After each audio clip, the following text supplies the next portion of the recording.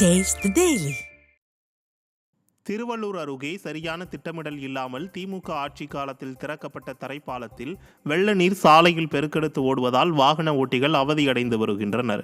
கடம்பத்தூரை அடுத்த சத்தரை கண்டிகை கொண்டஞ்சேரி இடையே 30 மீட்டர் தொலைவுக்கு 2,30,00,000 ரூபாய் மதிப்பீட்டில் 2 மாதங்களுக்கு முன்பு தரைப்பாலம் கட்டப்பட்டது.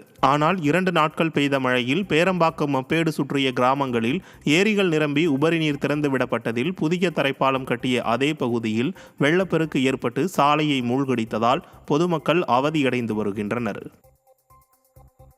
தென்காசி மாவட்டம் குற்றாலம் மெயினருவியில் தண்ணீர் ஆர்ப்பரித்து கொட்டியதால் சுற்றுலா பயணிகள் குளிப்பதற்கு 4வது நாளாக தடை விதிக்கப்பட்டுள்ளது. தொடர் மழையின் காரணமாக குற்றால அருவிகளில் கடந்த 3 நாட்களாக காட்டாற்று வெள்ளம் பெருக்கெடுத்து ஓடியது. இதனால் அருவி பகுதியில் நடைபாதை கற்கள் பெயர்ந்துள்ள நிலையில் நடைபாலங்களில் உள்ள கைப்பிடி கம்பிகளும் சேதமடைந்துள்ளன. இதனையடுத்து பாதுகாப்பு கருதி சுற்றுலா பயணிகள் வருகைக்கு விதிக்கப்பட்ட தடை நீட்டிக்கப்பட்டுள்ளது. கரூர் மாவட்டம் குளித்தலை அருகேயுள்ள லாலாப்பேட்டையில் வெறிநாய் தொல்லை அதிகரிப்பால் பொதுமக்கள் பீதியடைந்துள்ளனர். லாலாப்பேட்டையில் வெறிநாய் ஒன்று கடித்ததில் தங்கராசு, சண்முகம், கோபிநாத், சாவித்ரி உள்பட 7 பேர் காயமடைந்துள்ளனர். இவர்கள் அனைவரும் குளித்தலை அரசு மருத்துவமனையில் சிகிச்சை பெற்று வருகின்றனர். வெறிநாய்கள் தொல்லை அதிகரிப்பால் தங்கள் பகுதியில் நடமாட முடியாத சூழ்நிலை நிலவுவதாக கூறும் பொதுமக்கள் நாய்களை கட்டுப்படுத்தக்கூட நடவடிக்கை எடுக்காத திறனற்ற அரசாக திமுக அரசு உள்ளதாக சாடியுள்ளனர். நெல்லை மாவட்டம் கருப்பன்துறை ஆற்று தரைப்பாலத்தில் அரிப்பு ஏற்பட்டு குடிநீர் குழாய்கள் சேதமடைந்துள்ளதால் போக்குவரத்து துண்டிக்கப்பட்டுள்ளது. தொடர் மழையால் தாமிரபரணி ஆற்றில் வெள்ளப்பெருக்கு ஏற்பட்டுள்ளது. இந்த வெள்ளத்தில் சிக்கி அரியநாயகபுரம் கூட்டு குடிநீர் திட்ட குழாய்கள் அடித்துச் செல்லப்பட்டு கருப்பன்துறை தரைப்பாலம் பாலத்தின் குறுக்கே கிடக்கின்றது. இதனால் நெல்லை டவுன் மற்றும் மேலப்பாளையம் இடையே போக்குவரத்து துண்டிக்கப்பட்டதால் பொதுமக்கள் பாதிக்கப்பட்டனர். மக்கள் விரோத ஸ்டாலின் அரசின் நிர்வாக சீர்கேட்டால் மழைக்காலங்களில் துயரத்தை சந்திப்பதாக பொதுமக்கள் தெரிவிக்கின்றனர். தூத்துக்குடியில் பெய்த தொடர் மழை காரணமாக விவசாய பயிர்கள் நீரில் மூழ்கியதால் விவசாயிகள் கவலையடைந்தனர்.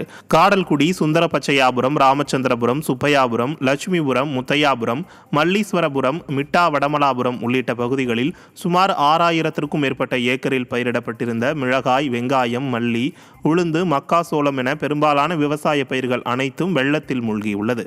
எனவே வேளாண் துறையினர் ஆய்வு மேற்கொண்டு உரிய நிவாரணம் வழங்க வேண்டும் என விவசாயிகள் மத்தியில் கோரிக்கை எழுந்துள்ளது. தமிழகத்தில் பெய்த மழையால் பல்வேறு பகுதிகளில் உள்ள விளைநிலங்கள் மழைநீரில் மூழ்கி சேதமடைந்துள்ளது. தஞ்சாவூர் மாவட்டம் திருவையாறு அருகே உள்ள சாத்தனூர், மகாராஜபுரம் உள்ளிட்ட பகுதிகளில் சுமார் 300 ஏக்கரில் சம்பா, தாளடி நெற்பயிர்கள் மழைநீரில் மூழ்கி சேதமடைந்துள்ளதாக விவசாயிகள் வேதனை தெரிவிக்கின்றனர். இதேபோல திருவண்ணாமலை மாவட்டம் வந்தவாசியில் பெய்த மழையால் தெய்யார் கிராமத்தில் பயிரிடப்பட்டிருந்த 500 ஏக்கர் நெற்பயிர்கள் நீரில் மூழ்கி நாசமானது. மேலும் ஏக்கருக்கு 30,000 முதல் 40,000 ரூபாய் வரையில் நஷ்டமடைந்துள்ளதாக கவலை தெரிவிக்கும் விவசாயிகள் மழையால் பாதிக்கப்பட்ட பயிர்களை கணக்கெடுத்து அரசு நிவாரணம் வழங்க வேண்டும் என விவசாயிகள் விரோத ஸ்டாலின் அரசுக்கு கோரிக்கை விடுத்துள்ளனர். 100 ஏக்கர் நிலம் 4 நாள் மழையில் முழுகி போயிடுச்சு. வடிகால் சரியான இல்லை. இது கால்வா போடுறவங்க கொலா பேச்சு ரோடை ஆக்கிரமித்ததுனால தண்ணி வடிமட்டனிருச்சு. இப்போ நாங்கள் கிட்டத்தட்ட 35,000 கிட்ட செலவு பண்ணியிருக்கோம் ஏக்கருக்கு. ரொம்ப நகையெல்லாம் அடை வச்சு கஷ்டப்பட்டு செலவு பண்ணியிருக்கோம். இதை அதிகாரிகள் நேர் பார்வையிட்டு எங்களுக்கு தேவையான நடவடிக்கை உதவி செய்யுமாறு கேட்டுக்கொள்கிறோம். தூத்துக்குடி மாவட்டம் ஸ்ரீவைகுண்டம் அணையின் கரையோரம் உள்ள நதிக்கரை சுப்பிரமணிய சுவாமி கோவிலுக்குள் தண்ணீர் புகுந்துள்ள நிலையில் அருகில் உள்ள கிருஷ்ணன் கோயிலின் உடைந்த சுற்றுப்புற சுவர் வழியாக வெள்ள அபாயம் ஏற்பட்டுள்ளதாக பொதுமக்கள் அச்சம் தெரிவித்துள்ளனர். கடந்த ஆண்டு டிசம்பரில் பெய்த கனமழையின் போது கிருஷ்ணன் கோயில் சுற்றுச்சுவர் உடைந்த நீதிமன்றம், அரசு மருத்துவமனை, பழைய தாலுகா அலுவலக வளாகம் என அனைத்து பகுதிகளிலும் மழை வெள்ளம் புகுந்து பெரும் சேதத்தை ஏற்படுத்தியது. இந்த உடைப்பை தற்போது வரை ஸ்டாலின் அரசு சரி செய்யவில்லை என்று குற்றம் சாட்டும் பொதுமக்கள் கூடுதலாக மணல் மூட்டைகளை வைத்து பாதுகாப்பு ஏற்பாடுகளை செய்ய வேண்டும் என கோரிக்கை வைத்துள்ளனர்.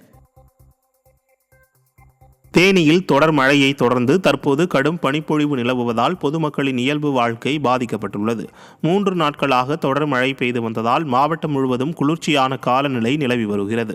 இந்த நிலையில் சனிக்கிழமை இரவு முதல் கடும் பனிப்பொழிவு காணப்படுவதால் குளிரின் தாக்கம் அதிகரித்து காணப்படுகிறது.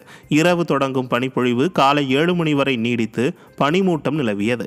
இதனால் வாகன ஓட்டிகள் முகப்பு விளக்குகளை எரியவிட்டு வாகனங்களை இயக்கினர். கள்ளக்குறிச்சி மாவட்டம் திருக்கோவிலூரில் உள்ள பெரிய ஏரி நிரம்பியதால் விவசாயிகள் மகிழ்ச்சியடைந்துள்ளனர். திருக்கோவிலூர் சுற்றுவட்டார பகுதியில் பெய்த மழையாலும் சாத்தனூர் அணையில் இருந்து தென்பெண்ணை ஆற்றில் திறந்துவிடப்பட்ட தண்ணீராலும் திருக்கோவிலூர் பெரிய ஏரி முழுவதுமாக நிரம்பியுள்ளது. சுமார் 95 ஏக்கர் பரப்பளவுள்ள ஏரி நிரம்பி கடல் போல் காட்சியளிப்பதால் பாசன வசதி பெறும் விவசாயிகள் மகிழ்ச்சியடைந்துள்ளனர்.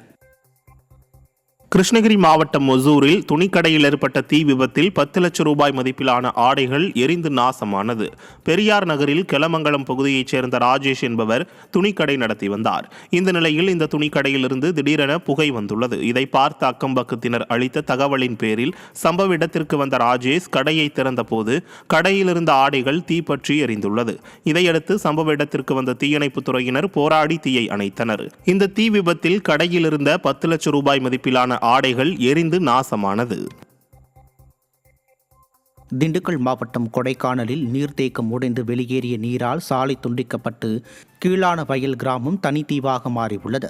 கொடைக்கானல் மலைப்பகுதியில் கடந்த சில நாட்களாக பெய்த கனமழையால் கீழான வயல் கிராமத்தில் உள்ள புலிப்பிடித்த ஓடை என்னும் நீர்த்தேக்கம் நிரம்பிய நிலையில் கரை உடைந்து தண்ணீர் ஆர்ப்பரித்து வெளியேறியது. இதனால் கீழான வயல் பகுதியில் இருந்து மன்னவனூர் செல்லும் சாலை முற்றிலும் துண்டிக்கப்பட்டு கிராம மக்கள் யாரும் வெளியே செல்ல முடியாமல் அவதிக்குள்ளாகியுள்ளனர். சாலையை சரி செய்து போக்குவரத்தை சரி செய்ய வேண்டும் என்று ஸ்டாலின் அரசுக்கு அப்பகுதி மக்கள் கோரிக்கை விடுத்துள்ளனர். நாகப்பட்டினம் நகராட்சியின் அலட்சியத்தால் தீயணைப்பு வீரர்கள் மயக்கமடைந்ததால் பரபரப்பு ஏற்பட்டது. நாகை புதிய பேருந்து நிலையம் அருகே உள்ள நீர்த்தேக்க தொட்டியில் பயன்படுத்துவதற்காக வைக்கப்பட்டிருந்த 5 குளோரின் சிலிண்டர்களில் ஒரு சிலிண்டரில் இருந்து கசிவு ஏற்பட்டு அப்பகுதியில் உள்ளவர்களுக்கு மூச்சு திணறல் ஏற்பட்டுள்ளது. தகவல் அறிந்து தீயணைப்புத் துறையினர் சம்பவ இடத்திற்கு சென்று கசிவை கட்டுப்படுத்திய போது 2 வீரர்கள் மயக்கமடைந்தனர். உடனடியாக அவர்களை சக வீரர்கள் அவர்களை மீட்டு மருத்துவமனையில் அனுமதித்தனர். குளோரின் சிலிண்டர்களை நகராட்சி நிர்வாகம் முறையாக கையாளாததால் உயிரிழப்பு ஏற்படும் நிலைக்கு தள்ளப்பட்டிருப்பதாக மக்கள் குற்றம் சாட்டுகின்றனர். தூத்துக்குடி மாவட்டம் திருச்செந்தூர் முருகன் கோயில் கடற்கரையில் தடையை மீறி ஏராளமான பக்தர்கள் புனித நீராடினர். பலத்த காற்று வீசும் என வானிலை மைய எச்சரிக்கையை தொடர்ந்து திருச்செந்தூர் கடற்கரையில் குளிப்பதற்கு மாவட்ட நிர்வாகம் தடை விதித்தது. இந்நிலையில் கடலில் நீராடக்கூடாது என ஒலிபெருக்கி மூலம் எச்சரிக்கை விடுக்கப்பட்டும் அதனை பொருட்படுத்தாமல் ஏராளமான பக்தர்கள் உற்சாகமாக புனித நீராடினர். பக்தர்களின் பாதுகாப்பை உறுதி செய்யும் வகையில் அங்கு மீட்பு குழுவினரை நிரந்தரமாக பணியமர்த்த வேண்டும் என கோரிக்கை எழுந்துள்ளது. ராமநாதபுரம் மாவட்டம் ராமேஸ்வரம் மீன்பிடி துறைமுகத்தில் இருந்து மீன்பிடிக்கச் சென்ற விசைப்படகு உடைந்து நடுக்கடலில் மூழ்கிய நிலையில் 7 மீனவர்கள் நல்வாய்ப்பாக உயிர் தப்பினர். மணிவண்ணன் என்பவருக்கு சொந்தமான விசைப்படகின் பின்புறம் உள்ள மரப்பலகையில் உடைப்பு ஏற்பட்டு கடல் நீர் மளமளவென படகிற்குள் புகுந்ததில் படகு நடுக்கடலில் மூழ்கியது. இதனால் படகில் இருந்த 7 மீனவர்கள் கடலில் தத்தளித்தனர். இதை கண்ட அவ்வழியாக சென்ற சக மீனவர்கள் தத்தளித்த மீனவர்களை மீட்டு பத்திரமாக கரைக்கு அழைத்து வந்தனர். சிவகங்கை மாவட்டம் காரைக்குடி அருகே உள்ள கோவிலூரில் வீரன் அழகுமுத்துக்கோன் 314வது குரு பூஜையை முன்னிட்டு மாட்டு வண்டி எல்லை பந்தயம் நடைபெற்றது. பெரிய மாடு, சின்ன மாடு என 2 பிரிவுகளாக நடைபெற்ற பந்தயத்தில் சிவகங்கை, மதுரை, புதுக்கோட்டை, தஞ்சாவூர், ராமநாதபுரம் உள்ளிட்ட பல்வேறு மாவட்டங்களிலிருந்து பங்கேற்ற 39 ஜோடி மாடுகள் சீறி பாய்ந்தன. அப்போது ஒரு மாட்டு வண்டி பார்வையாளர்கள் மீது மோதி கவிழ்ந்ததில் பார்வையாளர்கள் அதிர்ஷ்டவசமாக உயிர் தப்பினர். போட்டியில் வெற்றி பெற்ற மாட்டு வண்டியின் உரிமையாளர்களுக்கும் சாரதிகளுக்கும் ரொக்கப்பரிசு வழங்கப்பட்டது.